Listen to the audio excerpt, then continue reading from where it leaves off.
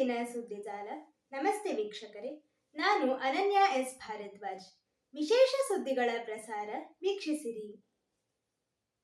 ದೇಶದ ವಿವಿಧೆಡೆ ವಿಧ್ವಂಸಕ ಕೃತ್ಯಕ್ಕೆ ಸಂಚು, 3 ಶಂಕಿತ ಉಗ್ರರ ಬಂಧನ.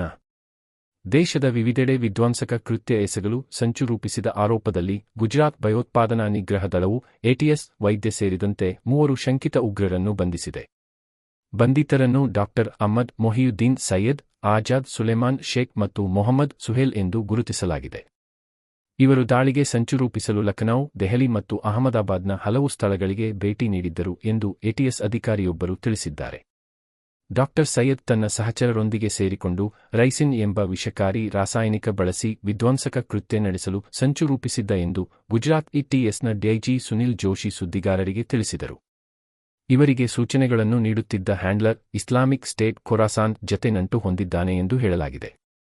ಎಟಿಎಸ್ ಅಧಿಕಾರಿಗಳು ಖಚಿತ ಮಾಹಿತಿ ಮೇರೆಗೆ ಹೈದರಾಬಾದ್ನ ಸೈಯದ್ನನ್ನು ನವೆಂಬರ್ 7ರಂದು ಗಾಂಧಿನಗರದಲ್ಲಿ ಬಂಧಿಸಿದ್ದಾರೆ. ಆತನಿಂದ ಪಿಸ್ತೂಲ್, ಸ್ಫೋಟಕಗಳು ಮತ್ತು 4 ಲೀಟರ್ ಹರಳೆಣ್ಣೆ ವಶಪಡಿಸಿಕೊಳ್ಳಲಾಗಿದೆ ಎಂದು ಜೋಶಿ ತಿಳಿಸಿದರು. ಚೀನಾದಲ್ಲಿ ಎಂಬಿಬಿಎಸ್ ಪದವಿ ಪಡೆದಿರುವ ಸೈಯದ್ ದೊಡ್ಡ ಭಯೋತ್ಪಾದಕ ದಾಳಿ ನಡೆಸಲು ರೈಸಿನ್ ಎಂಬ ಅತ್ಯಂತ ಮಾರಕ ವಿಷವನ್ನು ತಯಾರಿಸುತ್ತಿದ್ದಾನೆ. ಅದಕ್ಕಾಗಿ ಈಗಾಗಲೇ ಸಂಶೋಧನೆ ಪ್ರಾರಂಭಿಸಿದ್ದನಲ್ಲದೆ ಅಗತ್ಯ ಕಚ್ಚಾ ವಸ್ತುಗಳನ್ನು ಸಂಗ್ರಹಿಸಿದ್ದನು ಎಂದು ಮಾಹಿತಿ ನೀಡಿದರು. ರೈಸಿನ್ ಎಂಬ ರಾಸಾಯನಿಕವು ವಿಷಕಾರಿಯಾಗಿದ್ದು, ಹರಳೆಣ್ಣೆ ಬೀಜವನ್ನು ಸಂಸ್ಕರಿಸಿದ ಬಳಿಕ ಉಳಿದ ತ್ಯಾಜ್ಯ ವಸ್ತುಗಳಿಂದ ಇದನ್ನು ತಯಾರಿಸಬಹುದು. ಶಸ್ತ್ರಾಸ್ತ್ರಗಳನ್ನು ಪಡೆದು ಭಯೋತ್ಪಾದಕ ದಾಳಿಗೆ ಸಂಚು ರೂಪಿಸಲು ಈ 3 ಗುಜರಾತ್ಗೆ ಬಂದಿದ್ದರು. ಪಿತೂರಿಯ ಭಾಗವಾಗಿ ಹಣ ಸಂಗ್ರಹಿಸಲು ಮತ್ತು ವ್ಯಕ್ತಿಗಳನ್ನು ನೇಮಿಸಿಕೊಳ್ಳಲು ಸೈಯದ್ ಯೋಜಿಸಿದ್ದ ಎಂದರು. गुजरात एटीएस के डीवाईएसपी श्री यशल चौधरी को एक इन्फॉर्मेशन मिली थी कि हैदराबाद का रहने वाला एक आदमी जिसका नाम सैयद अहमद मोहियुद्दीन है, ये देश में आतंकवादी घटना को अंजाम देने के लिए कुछ कार्रवाइयां कर रहा है और इसी के कॉन्स्पिरेसी के भाग के तहत ये गुजरात अहमदाबाद भी आने वाला है. इस इन्फॉर्मेशन को सीनियर अधिकारियों के साथ शेयर किया गया, काफ़ी टीम्स बनाई गई, टेक्निकल एनालिसिस किया गया, इसके ह्यूमन इंटेलिजेंस को भी डेवलप किया गया और जाना गया कि ये आदमी जो है इसकी मूवमेंट अहमदाबाद में ही लोकेट हो रही है. जो अलग अलग टीमें बनाई गई थी उनमें से इस आरोपी को अडालज के पास जो टोल नाका है. ಛತ್ತೀಸ್ಗಢ ರೈಲು ಅಪಘಾತ, ರೈಲು ಕೆಂಪು ದೀಪ ಉಲ್ಲಂಘನೆ ಪತ್ತೆ. ರೈಲು ಸಿಬ್ಬಂದಿಗಳು ಕೆಂಪು ದೀಪವನ್ನು ಉಲ್ಲಂಘಿಸಿ ರೈಲು ಚಲಾಯಿಸಿದ್ದರಿಂದ ನವೆಂಬರ್ 4ರಂದು 11 ಮಂದಿಯನ್ನು ಬಲಿ ಪಡೆದಿದ್ದ ಛತ್ತೀಸ್ಗಢದಲ್ಲಿನ ಬಿಲಾಸ್ಪುರ್ ಬಳಿಯ ರೈಲು ಅಪಘಾತ ಸಂಭವಿಸಿದೆ ಎಂಬ ಸಂಗತಿ ಪ್ರಾಥಮಿಕ ತನಿಖೆಯಲ್ಲಿ ಬಹಿರಂಗವಾಗಿದೆ. ಈ ಘಟನೆಯಲ್ಲಿ ತನ್ನೆದುರು ಚಲಿಸುತ್ತಿದ್ದ ಗೂಡ್ಸ್ ರೈಲಿಗೆ ಗವೇರಾ ರಸ್ತೆಯಿಂದ ಬಿಲಾಸ್ಪುರ್ಗೆ ತೆರಳುತ್ತಿದ್ದ ರೈಲು ಡಿಕ್ಕಿ ಹೊಡೆದಿತ್ತು. ರೈಲು ತಿರುವಿನಲ್ಲಿ ಸಿಗ್ನಲ್ ದೀಪಗಳ ಗೋಚರತೆ ಪ್ರಮಾಣ ಮಂದವಾಗಿದ್ದುದರಿಂದ ರೈಲಿನ ಲೋಕೋಪೈಲಟ್ಗೆ 2 ಭಿನ್ನ ಹಳಿಗಳ ಸಿಗ್ನಲ್ ದೀಪವನ್ನು ಗುರುತಿಸುವಲ್ಲಿ ಗೊಂದಲವುಂಟಾಗಿದೆ ಎಂದು ಲೋಕೋಪೈಲಟ್ ಸಂಘಟನೆ ವಾದಿಸಿತ್ತು.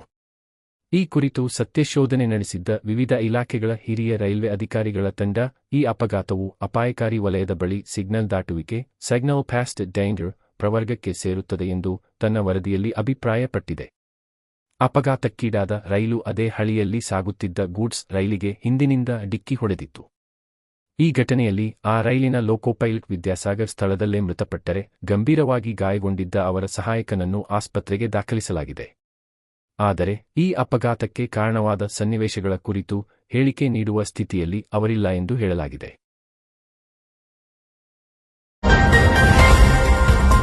ಹಿಂದೂಗಳಿಗಷ್ಟೇ ಆರ್ಎಸ್ಎಸ್ ಪ್ರವೇಶ, ಮೋಹನ್ ಭಾಗವತ್.